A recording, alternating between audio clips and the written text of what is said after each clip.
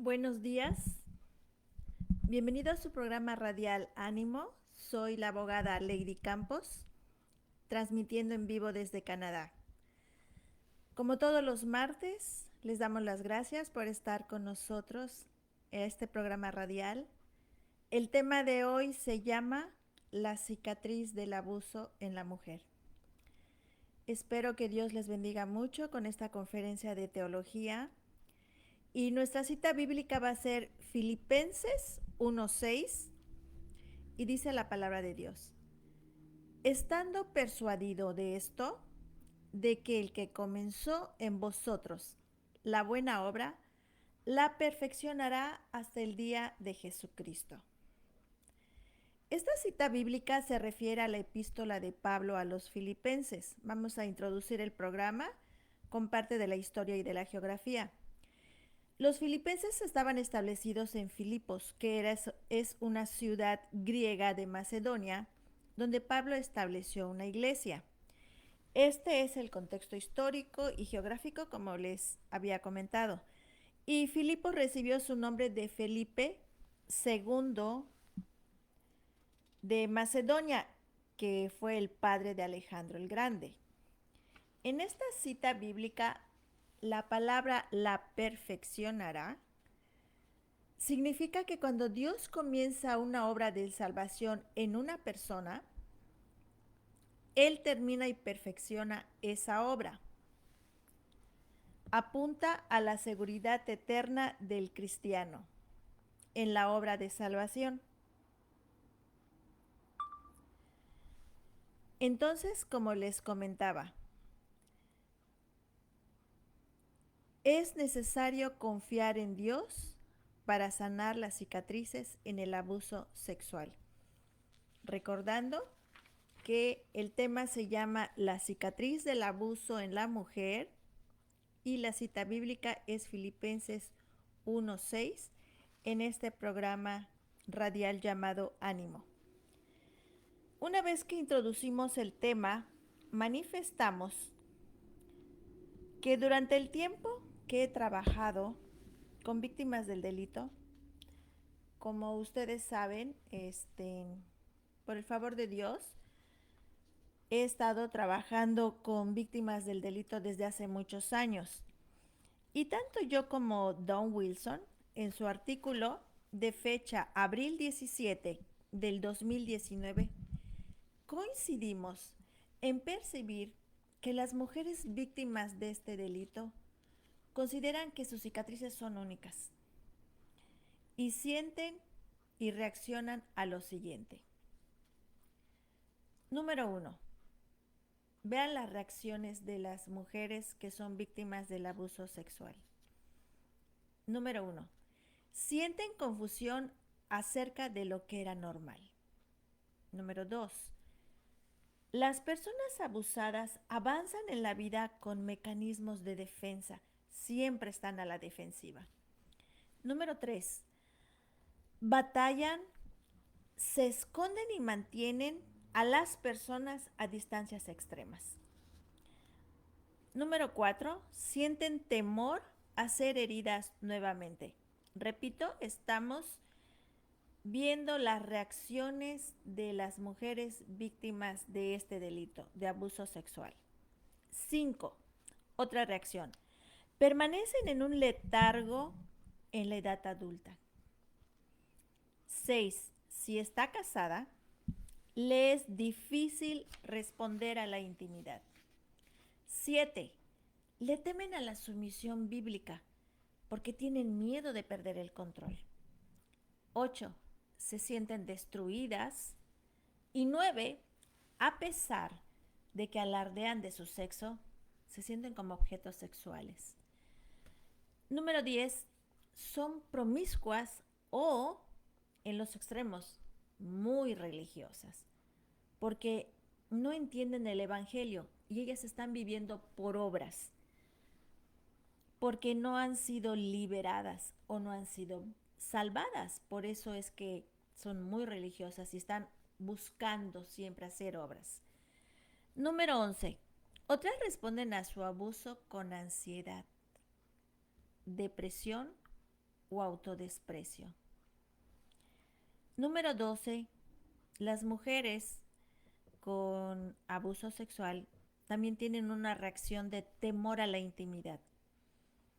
Tienen temor con la homosexualidad, son muy indecisas, perfeccionistas y se vuelven adictas a las malas amistades. Piensan que solamente se pueden entender con personas que están mal. Número 13. Sienten una gran necesidad de controlar. Tienen desórdenes alimenticios o son adictivas. Y bajo todas esas reacciones al abuso, a Satanás no le importa cuál adopten, siempre y cuando las personas abusadas no se vuelvan a Jesús, ya que él sabe que cuando estas personas hallan su identidad, seguridad y dignidad en Cristo, pueden vivir verdaderamente libres de todas esas reacciones. Como parte del tema, voy a compartirles hoy un testimonio de una persona abusada, a la cual le pondremos el nombre ficticio de Sara. En internet no mencionan cuál es su nacionalidad y este testimonio se publicó en la web en la misma fecha del artículo citado anteriormente, o sea, el día 17 de abril del 2019. Y ahí nos describe esta mujer sus reacciones cuando acude a la primera consejería. Ella está buscando ayuda y va a una consejería. El primer consejo sabio que recibe es: tú necesitas aprender a confiar en los hombres nuevamente. Sara realmente se enoja contra su consejera, ya que el hombre que había abusado de ella cuando era niña era de su confianza y muy cercano. Pensó que su consejera no comprendía la profundidad de su miedo, su disgusto, su enojo e impotencia. Ni siquiera notaba sus cicatrices emocionales, según ella. Y debido a la mentalidad retorcida que en este tiempo tenía Sara, hacía que esta la obstaculizara para entender el Evangelio. Por años, ella sintió la necesidad de proteger a su abusador y de no herir a otros a quienes lo amaban. Esto pasa porque el enemigo se deleita en deformar los pensamientos. Miren, las que trabajamos en derechos humanos, como activistas sociales, defendiendo a las víctimas, apoyando a las víctimas, que muchas veces ese trabajo se hace porque pues tienes una vocación para hacerlo, tienes empatía con la víctima y muchas veces hasta haces el trabajo sin recibir un beneficio, porque tú lo único que quieres es ayudar a las personas. Entonces, eh, a mí en lo personal me ha pasado que muchas veces después de guiar a la víctima a las instancias legales correspondientes, ellas terminan denunciándome, ellas terminan yendo ante una autoridad y reclamando porque tomé la iniciativa legal de representarlas en un juicio.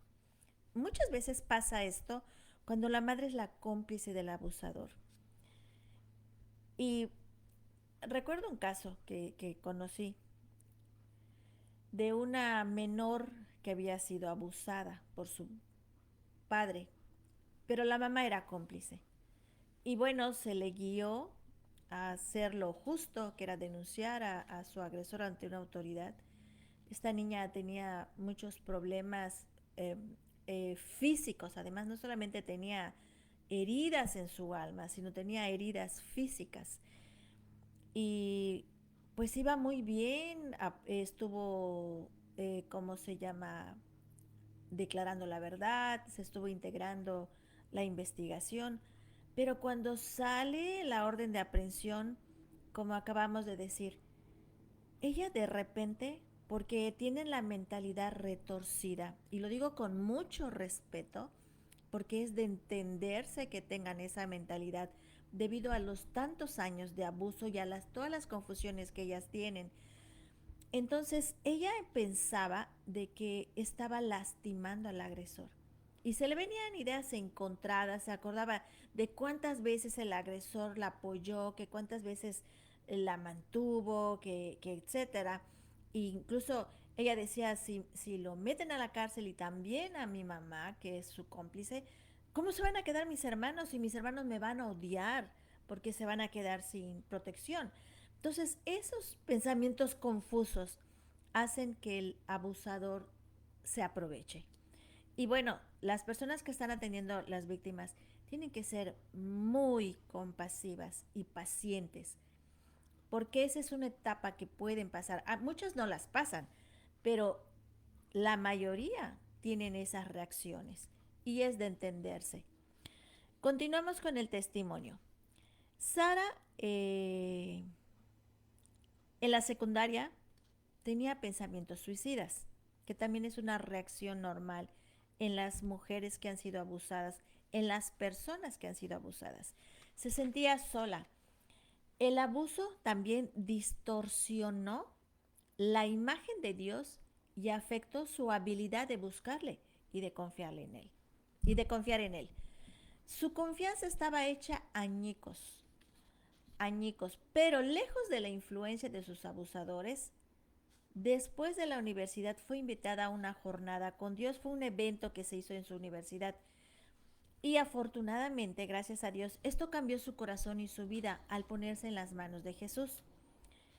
Los cambios más asombrosos llegaron mientras aprendía a confiarle sus heridas del pasado a Jesús. Y ella nos comparte las lecciones que aprendió y bueno, vemos una de ellas. Que Dios le ama profunda y completamente. Al enemigo le encantaba cuando sentía vergüenza y condenación, así como cuando sentía autodesprecio. Pero la palabra de Dios le afirmaba que ella es preciosa a los ojos de Dios, es aceptada y valorada. Isaías 43:4 dice, porque a mis ojos fuiste de gran estima, fuiste honorable y yo te amé. Después, ella se percata que ve su abuso, Dios vio su abuso y no lo pasó por alto. Tampoco deberías de hacerlo tú. Si tú me estás escuchando y eres una persona víctima de abuso sexual, no lo debes de pasar por alto. No tienes que permanecer en silencio o enterrar tu trauma. El Señor, el Dios verdadero, aborrece toda maldad, incluyendo las acciones pecaminosas de tu abusador. El Salmo 11:5 dice, Jehová prueba al justo, pero al malo y al que ama la violencia, su alma los aborrece. Aprendió también Sara a orar por sabiduría y a confiar en la justicia del corazón justo de Dios, ya que Él hace justicia al que no se arrepiente y extiende su gran misericordia al que se arrepiente. Veamos qué dice Salmo 103:6. Jehová es el que hace justicia y derecho a todos los que padecen violencia. Otra, otra, otra lección que aprendió Sara es que perdonó a otros porque ella fue grandemente perdonada. Quiero hacer un paréntesis al respecto. Y bueno, esto es importante que se los diga como abogada. Muchas veces las víctimas, cuando sus corazones están siendo sensibilizados para que Jesús les cicatrice sus heridas, ellas tienen este instinto de perdonar al abusador porque ya no quieren seguir viviendo bajo la esclavitud de la amargura. Y muchas veces estas víctimas eh, les escriben, estando sus abusadores recluidos en un penal, les escriben que les perdonan por todo lo que pasó. y les piden que las perdonen a ellas por lo que hicieron. Y así los dejan. Pero miren, tienen que tener mucha sabiduría, por eso es muy importante la instrucción que ustedes, las víctimas, tengan de las personas que las están apoyando. No está mal que le pidas perdón a tu agresor. No está mal tampoco que tú le pidas perdón porque lo odiabas. Pero muchas veces si tú no pones completa esa palabra, perdóname porque te odiaba, si solamente pones perdóname por lo que hice, esta persona puede usar esa carta para poner obstáculos en el juicio que se está llevando contra él. Entonces hay que ser muy sabios, decir la verdad, pero no de tal forma que el abusador pueda tomar ventajas legales. Este es un paréntesis que estoy haciendo, porque esto es lo que nos ha dejado la práctica, la experiencia de trabajar tantos años con las víctimas del delito. Continúo con el testimonio de Sara. La amargura solo hacía que su dolor se hiciera peor y continuara hiriendo a otros. Por eso es que ella decide perdonarlo, porque ella fue grandemente perdonada. Hebreos 12:15, ahí ustedes van a encontrar la referencia a esta meditación.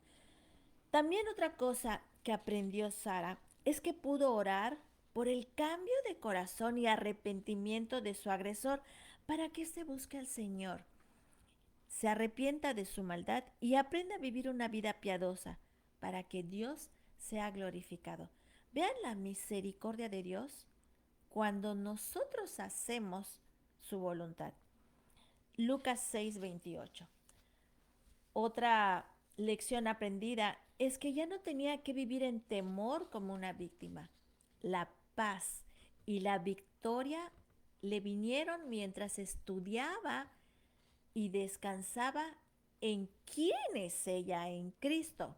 Efesios 1, versículos del 3 al 8. Y mientras ella se refugiaba y corría al Señor, quien ve, sana y consuela, ella pudo usar lo que el enemigo quiso para mal para traer gloria y alabanza a Dios. Génesis 50:20. Otra cosa que ella ha podido aprender fue a comunicar límites claros y puros en todas sus relaciones y a hablar la verdad con amor. Efesios capítulo 4, versículo 5. Y está alerta de las maquinaciones del enemigo. No crean que con ir a denunciar, con perdonar, con arrepentirte, se acaba la lucha espiritual. No, esta va a continuar. Y gracias a Dios por la sabiduría que nos ha dejado a través de las escrituras para poder vencerlo. Ella también satura su vida con la escritura y recuerda que la gracia de Dios es más grande que cualquier falsa condenación que Satanás pudiera ponerle. Y al conocer sus pensamientos, esto le ayudó a controlar sus acciones y respuestas y permite que Dios transforme todos sus pensamientos para que pueda tomar decisiones diarias para agradar a Dios. Romanos 12:2. Y como un miembro de Cristo, que es parte de hacer que Dios la use para que pueda rendirse cuentas ante todas las autoridades por el delito que se cometió en ella. Mateo 18, versículo 15 al 17. Romanos 13:1. También Sara crece y sana rodeada de mujeres piadosas, las cuales modelan cómo responder con el amor puro de Cristo. Y confía que el Señor la ayudará a mantenerse en dignidad y fortaleza. Primera de Pedro 3:35. Por último, también Sara puede animar a aquellas que todavía están en la lucha hacia la libertad del dolor y las inseguridades que surgen del abuso sexual. Gálatas 6:2. Por último, vamos a ver cómo ella obtuvo su libertad y sanación para bendecir a las personas que nos están escuchando. En segunda de Pedro, capítulo 1, versículo 3, descubrió que todo lo que necesitaba para avanzar en gracia y fuerza viene de permanecer en la presencia de Dios. Su camino hacia el crecimiento comenzó con un enfoque en Dios y no en ella misma. Eso es algo muy importante. Sí, se entiende que tú puedes ser una víctima de un delito, pero no toda tu vida vas a ser una víctima. Eso tiene que quedar muy claro. Y eso va a suceder cuando tú dejes de poner el enfoque en ti misma y lo pongas en Dios. Y ahorita vamos a ver por qué. Ella dejó de mirar hacia adentro, hacia sus heridas, cuando vio a Jesús, cuando vio las heridas de Jesús y aprendió, se acordó que Él murió para sanarla y podía confiar en aquel que nos ha amado completamente. Descubrió también Sara las mentiras de Satanás. Descubrió que Dios no está ciego ante el pecado que nos daña. Y en su tiempo Él hace justicia. En su misericordia, Dios da oportunidades de volverse a Él y arrepentirse, aún a los más malvados entre nosotros.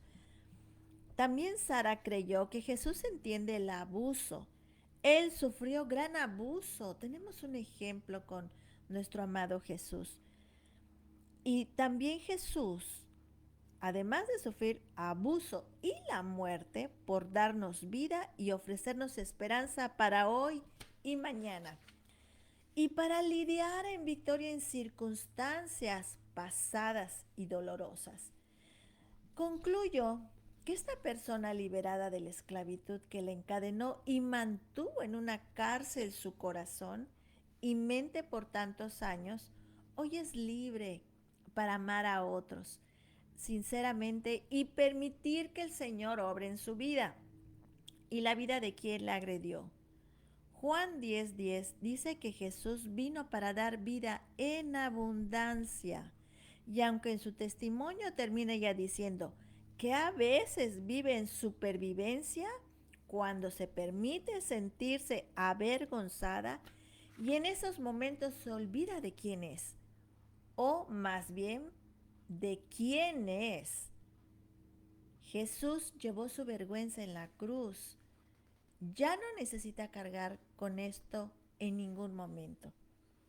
Y aunque las cicatrices permanecen, Dios le ha dado de la gracia sanadora. Antes de que nos despidamos, les quiero comentar lo siguiente. Esta enseñanza está basada en la Biblia. También hablamos a la mitad de la conferencia que tenemos la responsabilidad cuando conocemos de un abuso sexual. Primero, la víctima pedir ayuda. Segundo, acudir ante las autoridades. Y es muy importante que sepan que muchas veces los abusadores son gente de las iglesias, llámase la denominación que se quiera. A este libro está escrito por Nancy Nason Clark y Catherine Clark y Barbara Fisher. Se llama Respondiendo al abuso en hogares cristianos, que es un reto para las iglesias y para sus líderes. O sea, donde nos instruyen cómo debemos de actuar en este delito. Porque es importante que si tu agresor fue un miembro de una iglesia, tú lo tienes que hacer del conocimiento de la autoridad de esa iglesia, sin que por esto dejes de acudir ante la autoridad de tu país, ante la autoridad criminal y penal de tu país. yo te estoy mostrando ahorita un instructivo de la justicia criminal en Canadá, pero en el país donde tú te encuentres, vas a ser asesorada para que denuncies a tu abusador. Acuérdate, Dios es un Dios de justicia y Dios nos dice en su palabra que tenemos que acudir a las autoridades también, porque las autoridades están puestas por Dios para que el hombre tema por los delitos que comete. Y quiero compartirles que yo le agradezco mucho a Dios de la oportunidad que me dio de poder estudiar esta carrera que tengo, que me dio la oportunidad de poder practicar más criminalística.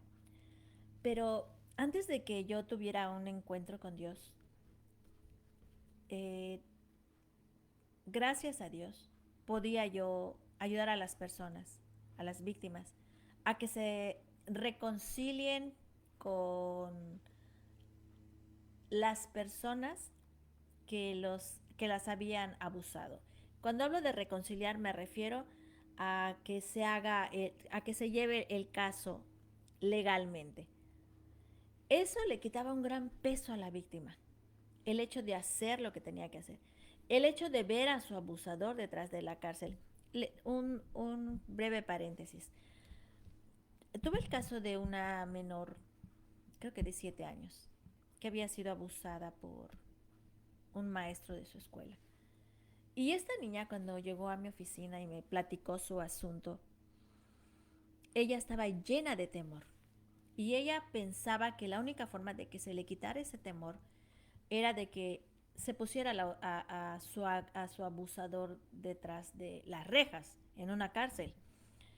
Y pues se integró a la investigación y gracias a Dios, porque es para él la gloria, se le hizo justicia en ese aspecto. Se pudo procesar al abusador. Pero ¿qué pasa? ¿Qué pasa con este caso y con todos los casos? Cuando tú solamente llevas el aspecto legal, sí bendices a la víctima, sí la ayudas, sí siente el menos temor de que no va a volver a suceder algo porque esta persona está en la cárcel, eso la ayuda a recuperarse. Pero ¿qué pasa? ¿Qué pasa después de esto? Si esta persona, esta niña, no es atendida por dentro, en la parte espiritual, en las heridas del alma, en donde solo Dios puede llegar, solo Jesús puede llegar. Y quiero compartirles que el objetivo de dar conferencias de teología y conferencias de derechos humanos, conferencias de casos criminales, es porque yo he visto mayor bendición en las almas cuando Dios les hace justicia ante la corte y además las salva de la cárcel en la que puede caer su alma por guardar odio y rencor en contra de su abusador. No solamente les bendice a las víctimas, que tú las apoyes legalmente, sino que Dios se glorifica completamente cuando además salva el alma de estas personas. Porque si no pasa esto, la víctima del delito va creciendo y vamos a ver en ella lo que acabamos de estudiar. Vamos a ver todas sus reacciones, cómo se va a ir desencadenando. ¿Y qué pasa? Su corazón se endurece porque no fue curada su herida del corazón. Acuérdense, en todos los delitos, las víctimas pueden ser heridas físicamente, pero además son heridas por dentro. Y esas heridas solamente Jesús las puede cicatrizar a través de su gracia salvadora, a través de que las víctimas puedan ver a Jesús, que puedan ver las cicatrices que Jesús tiene en su cuerpo, que fue por amor a nosotros, para salvarnos de nuestros pecados. y para darle gloria en la tierra. Este es todo el tema por hoy. Espero que Dios les haya bendecido con este testimonio. Gracias a Dios por las personas que tienen el valor de compartir su testimonio porque bendicen a mucha gente. Y bueno, como ya saben, además de estas conferencias de teología, si hay víctimas que quisieran una asesoría jurídica, por privado pueden localizarme y con mucho gusto les podemos servir. Y bueno, vamos a darle gracias a Dios por esta oportunidad que nos dio de compartirles el Evangelio. Que Dios adorne con la sana doctrina la hermosura del Evangelio. Oramos, por favor. Padre, te pido que esta mañana tu Hijo sea glorificado en todas las naciones, Señor. Te pido también, Señor, en el nombre de Jesús, que tú sensibilices corazones, Señor. Que tu palabra sea escuchada por el corazón que tú dispusiste hoy, Señor, para recibir tu palabra. Y gracias, Señor, porque cuando las víctimas, cuando nosotros vemos, Señor, las cicatrices de Jesús, Padre, tú sanas cualquier herida del alma. Padre, eres un Dios muy misericordioso. Bendito sea tu nombre, Señor. Gracias por tu bondad en la tierra. En el nombre de Jesús, amén. Muchas gracias. Deseo con todo mi corazón que Dios les haya bendecido con esta conferencia y nos vemos el próximo martes. Vamos a continuar con este tema. Hasta luego. Buenos días.